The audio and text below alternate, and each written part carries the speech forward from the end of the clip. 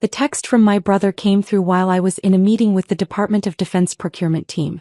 I glanced at my phone, saw Derek's name and almost ignored it. But something made me open the message. Sold your stupid stocks for quick cash. Those worthless papers were cluttering my office. Got $3,500 for them. You're welcome. I stared at the screen, reading it 3 times to make sure I understood correctly. Then I typed back, understood. Colonel Martinez was still speaking, something about delivery timelines for the advanced sensor arrays my company manufactured, but the words blurred into background noise. I excused myself politely, stepped into the hallway and called my attorney. James? It's Alex. We have a situation. What kind of situation? Derek just sold my restricted stock certificates. The ones I left at his house for safekeeping during my deployment. There was a long pause. The defense contractor stocks. The ones with the federal trading restrictions. Yes. The ones that are technically classified as protected government assets due to the technology classification? Those exact ones. Another pause, longer this time. Alex, your brother just committed federal securities theft. And if he sold them on the open market, he may have violated about 6 different national security regulations. That's what I thought. What do we do? First, don't do anything. Don't warn him, don't try to fix it. Let me contact the SEC and Treasury. They'll want to handle this through official channels. James hesitated. You know this is going to destroy him, right? Federal charges, potential prison time, massive fines. He called them worthless papers, James. He sold them for $3,500. Do you know what they're actually worth? Based on the last valuation I saw? North of $500,000. Plus the technology access they represent is classified at the highest levels. I could hear him typing. Give me 2 hours. Don't contact Derek. Don't tell anyone else. Just sit tight. I hung up and stood in the empty hallway, my mind racing through how it had gotten to this point. Derek was my older brother by 4 years. Growing up, he'd been the golden child. Athletic, popular, effortlessly successful at everything he tried. I'd been the quiet one, the studious one, the one who joined the army right after college because I wanted to serve and because I honestly wasn't sure what else to do. The army had been good to me. I'd gone into intelligence, specialized in emerging technologies, and eventually ended up working on classified programs that interfaced with defense contractors. When I'd left active duty 3 years ago, several companies had recruited me aggressively. I'd chosen Meridian Defense Systems, a mid-sized contractor specializing in advanced sensor technology. They'd given me stock as part of my compensation package. Significant stock. But because the company worked on classified programs, the stock came with restrictions, federal trading limitations, mandatory holding periods, and a classification as protected assets due to the technology access they represented. I'd explained all of this to Derek when I'd asked him to store the physical certificates during my final deployment. These aren't normal stocks, I'd told him. They're restricted, they're valuable, and they're legally protected. Keep them safe. He'd waved dismissively. Sure. I'll stick them in my office safe. No problem. That had been 18 months ago. I'd returned from deployment, gotten absorbed in work, and honestly forgotten about the certificates.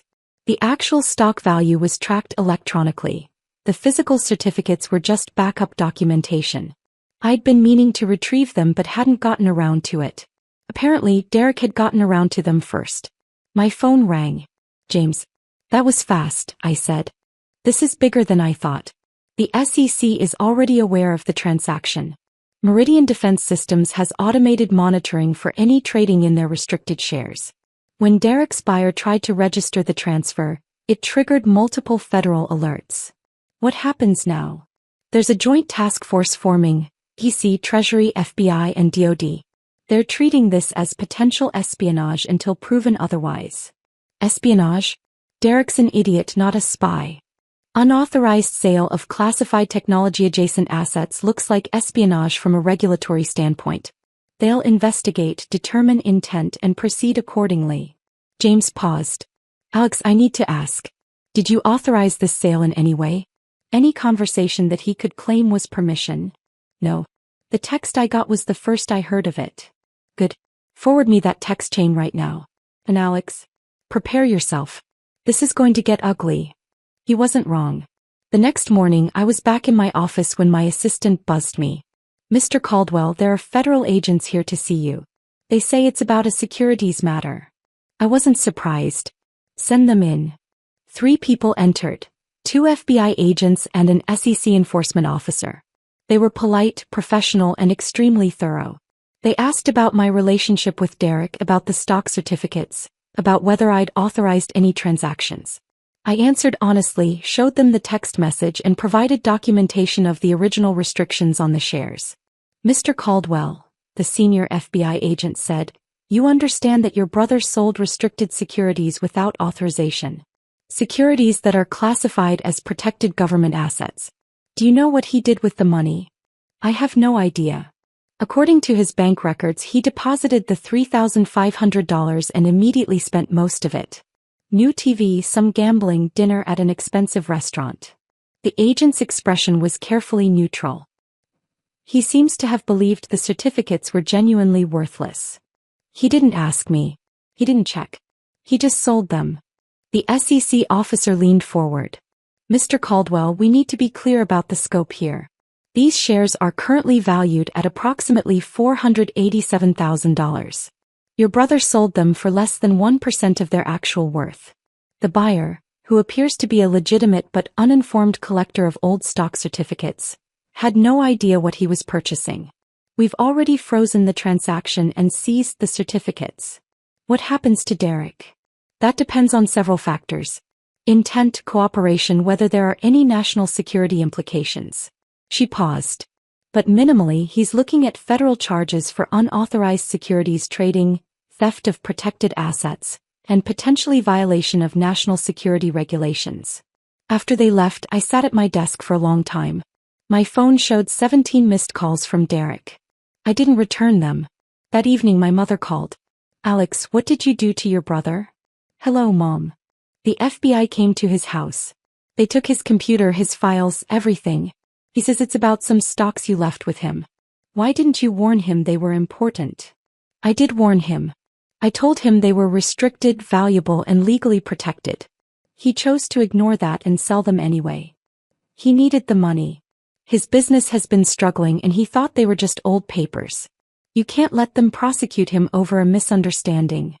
"It's not a misunderstanding, Mom. It's theft. He took something that didn't belong to him and sold it without permission. He's your brother. You could stop this if you wanted to." "No, actually I can't. This is a federal matter now. It's out of my hands."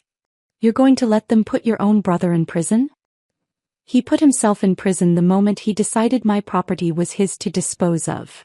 Kept my voice level. "Mom, I told him those certificates were important. I specifically explained the restrictions. He chose not to listen. You always were selfish. Derek said you'd be like this." She hung up. I ordered dinner, tried to work, and failed to concentrate on anything productive. The next few weeks were a blur of interviews, depositions, and legal proceedings. The Joint Task Force investigation moved quickly. They determined that Derek had acted alone, that there was no espionage or foreign involvement, but that didn't reduce the severity of the charges. The media got hold of the story. Defense contractor employee's brother arrested for theft of classified adjacent assets. It made national news.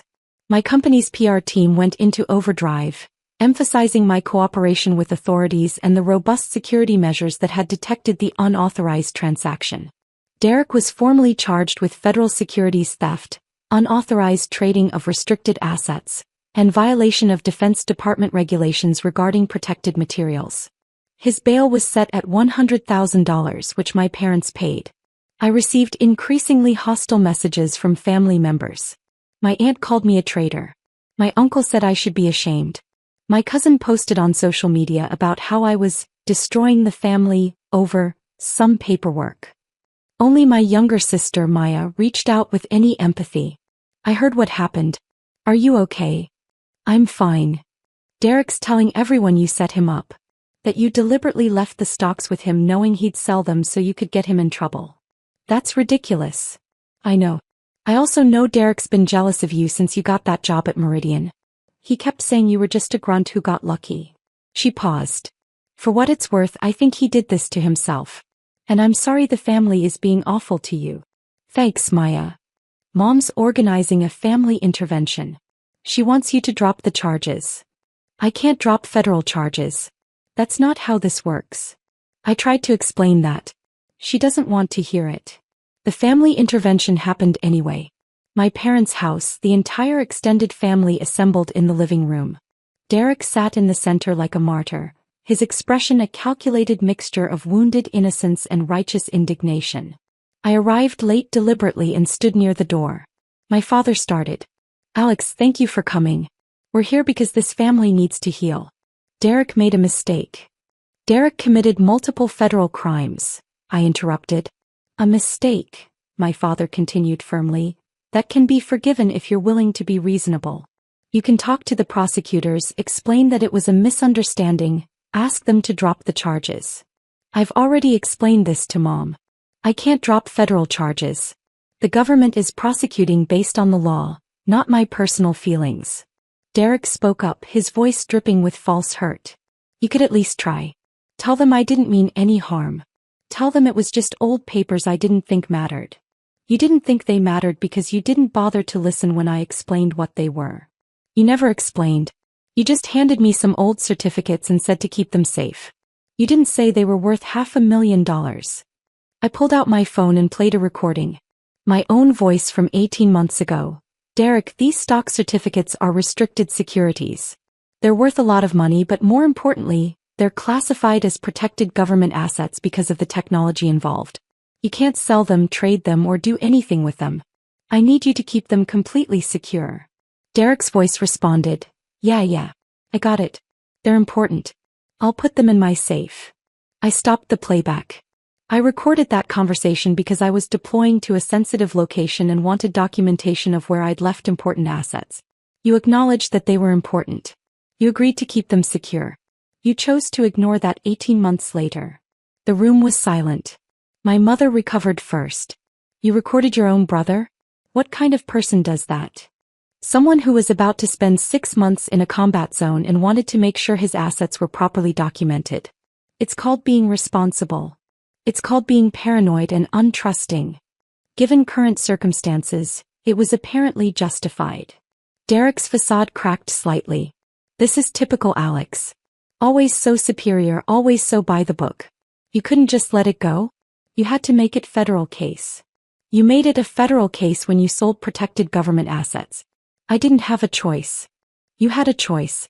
You could have handled this privately. Paid me back the $3,500, taken your precious stocks and moved on. But no, you had to bring in the FBI, the SEC, the whole federal government. Do you know what this is doing to me? To my reputation? To my business? Do you know what you did? You stole $500,000 worth of legally protected assets. You sold technology-adjacent securities that are classified by the Department of Defense.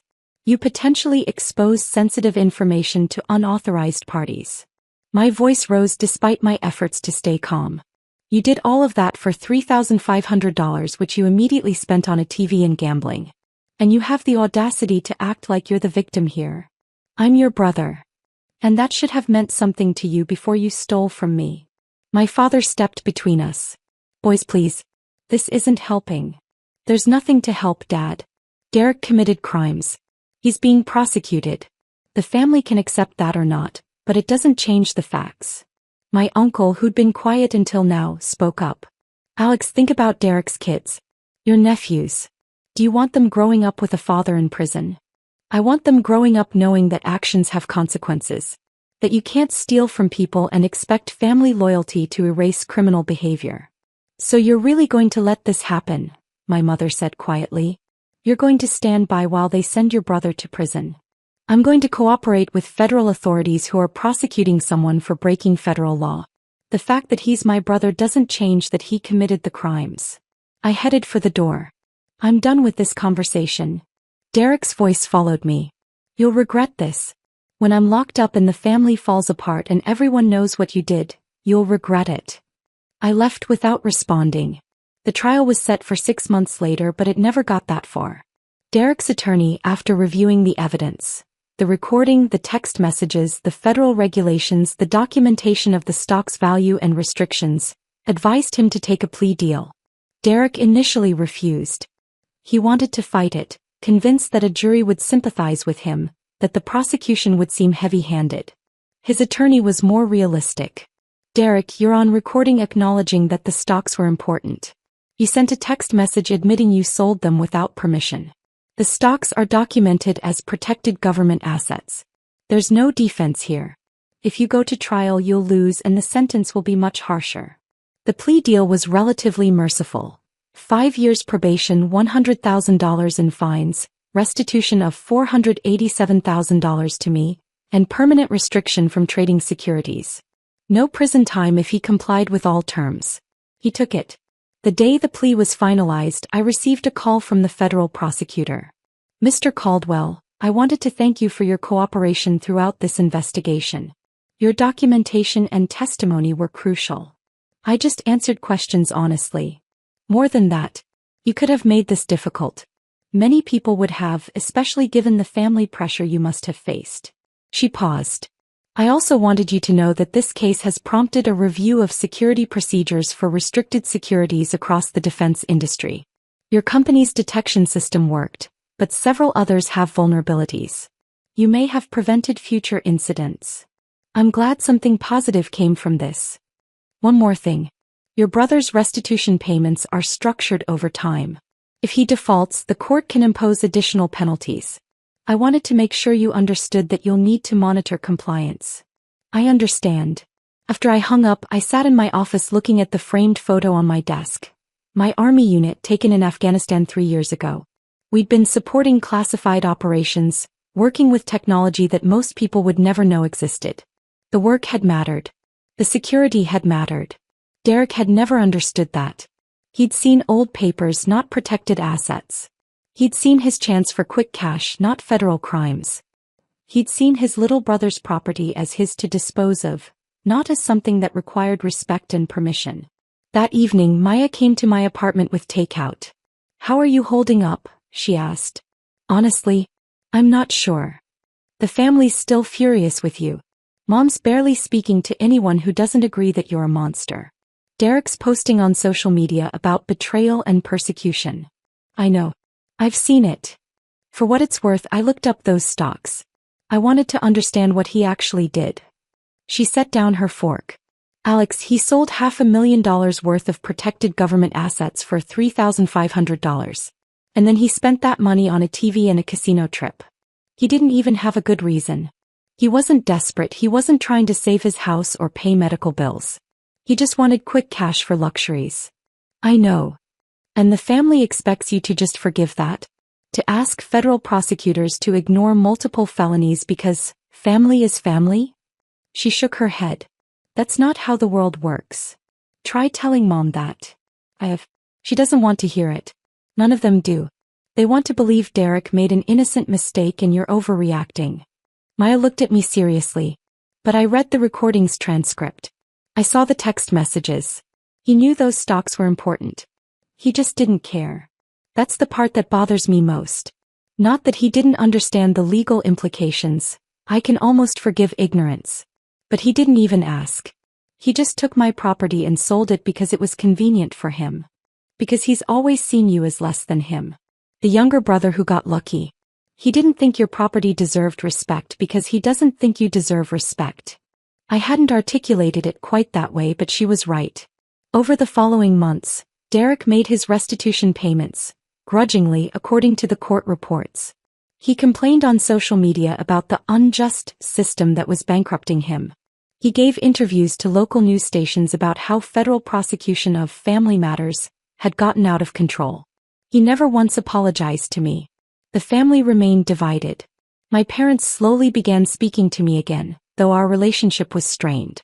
Some cousins and aunts and uncles cut me off entirely. Others reached out privately to say they understood, even if they couldn't say so publicly. Maya remained my staunchest defender. When my mother tried to guilt-trip her into cutting me off, Maya responded, "Mom, Alex didn't commit federal crimes. Derek did. If you can't see that, that's your problem, not mine." Work provided a welcome distraction. The incident had actually raised my profile in the defense contracting community, not for the family drama but for the security awareness it had demonstrated. I was invited to speak at industry conferences about protecting classified adjacent assets. My company promoted me to Director of Security Compliance. The stocks themselves, recovered from the confused buyer who'd purchased them, were returned to me. I immediately transferred them to electronic registration and put the physical certificates in a bank safety deposit box. I didn't trust anyone with them again. 18 months after the plea deal, I received an unexpected call from Derek. "Alex, it's me. I know.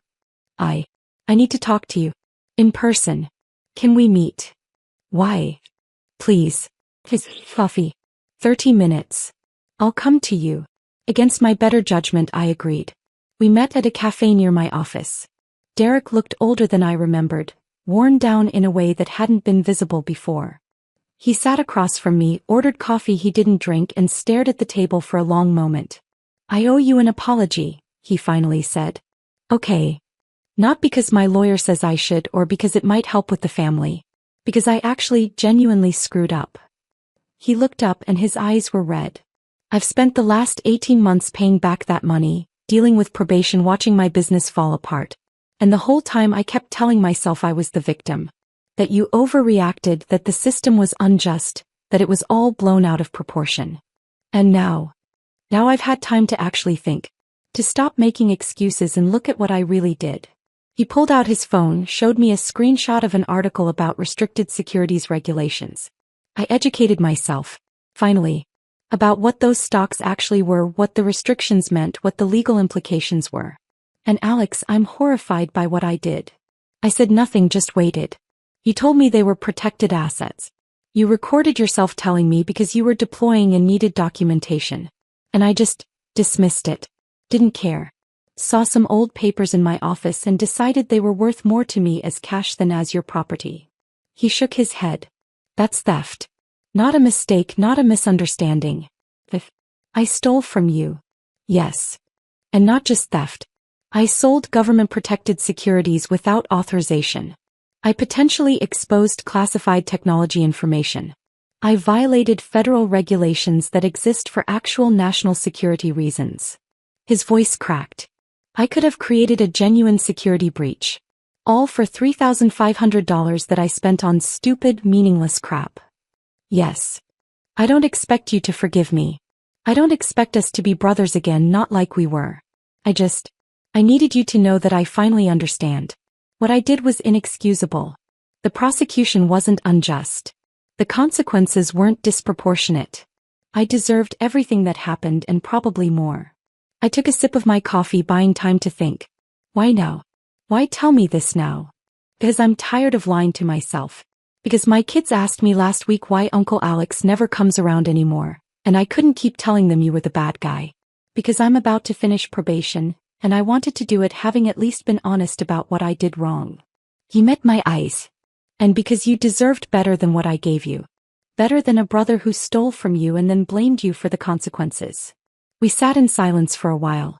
The cafe buzzed around us, oblivious to the weight of the conversation. "I don't know if I can forgive you," I finally said. "Not yet. Maybe not ever. I understand. But I appreciate the apology. The real one, not the performance you put on for the family. It won't fix anything. No. But it's something."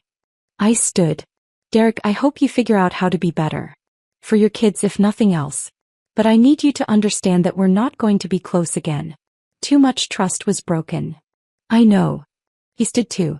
"For what it's worth, I am proud of what you've accomplished. The career, the work you do. I should have said that before I stole from you." "Yeah. You should have." I left him there and walked back to my office, feeling something loosen in my chest. Not forgiveness exactly. But maybe the beginning of acceptance that what had happened couldn't be undone, only moved past. 3 years after the incident, I received a letter from Derek. He'd finished his probation, paid the last of his restitution, and rebuilt a smaller, more honest version of his business. The letter didn't ask for anything. It just updated me on his life and ended with, "I think about what I did every day. I'm trying to be better. I'm trying to teach my kids to be better. Thank you for holding me accountable when no one else would." I filed the letter away and returned to work. The stocks Derek had tried to sell for $3,500 had grown in value. Meridian Defense Systems had won several major contracts, and my restricted shares were now worth over $800,000. I'd diversified my holdings, put most of the assets in electronic form, and never again left physical certificates anywhere but a secured bank vault. The family slowly healed in a fashion. My parents eventually acknowledged that Derek had been wrong, though they never quite forgave me for not handling it privately. Some extended family members reconnected. Others remained distant. Maya remained my closest family ally. She'd seen through Derek's manipulation from the start and had never wavered in her support. At a family gathering 5 years after the incident, Derek approached me cautiously. "Alex, thank you for coming. Maya invited me. I'm here for her." "I know. But still." He hesitated. "My oldest son is thinking about joining the military. He asked me about your service. I told him you were someone worth looking up to. I hope that's okay."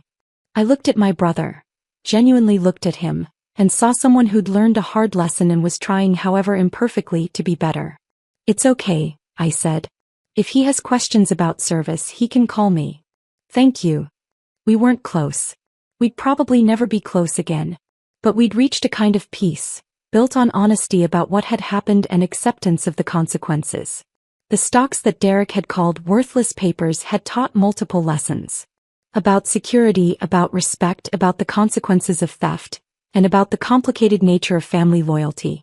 They'd also taught me that sometimes the hardest thing you can do for someone you love is to refuse to protect them from the results of their own actions. Derek had committed federal crimes. He'd been prosecuted, convicted, and sentenced. The family had been furious with me for cooperating with authorities rather than circling the wagons. But I'd done the right thing. Not the easy thing, not the comfortable thing, but the right thing. And in the end, that was what mattered.